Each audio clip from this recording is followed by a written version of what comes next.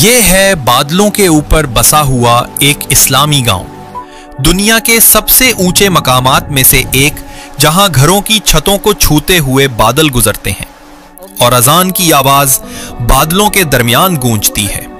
दरख्तों के पत्तों से बारिश के कतरे टपकते हैं और हवा में मिट्टी और सब्जे की खुशबू बसी रहती है। ये गांव इंडोनेशिया के सूबा जावा में वाक़े है। समंदर की सतह से तकरीबन 7,500 फुट की बुलंदी पर मौजूद है। ये बुलंदी ही इस गांव को the village above the clouds बनाती है, क्योंकि अक्सर औकात पूरा गांव बादलों में छुपा रहता है। सदियों पहले इस गांव के लोग गैर मुस्लिम थे।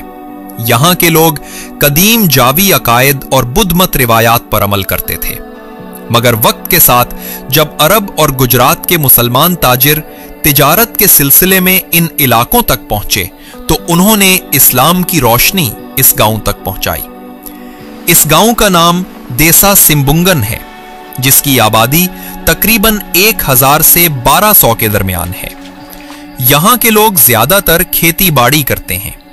आलू, बंद गोभी, गाजर और मकामी सब्जियां इनकी बुनियादी फसलें हैं।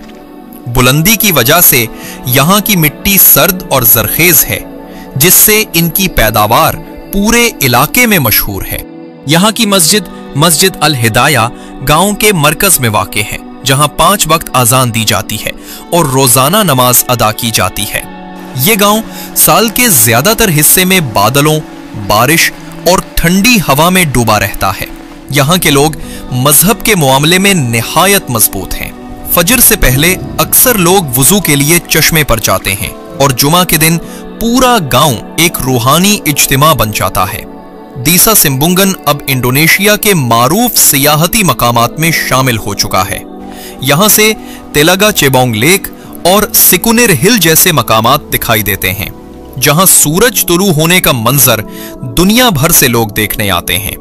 दीसा सिम्बुंगन हमें यह सिखाता है कि इस्लाम किसी इमारत या शहर का मोहताज नहीं, बल्कि ईमान उन दिलों में बसता है जो हर हालत में शुक्र अदा करना जानते हैं। इस वीडियो को अपने दोस्तों के साथ जरूर शेयर करें, ताकि वो भी इस खूबसूरत रूहानी गांव को देख सकें।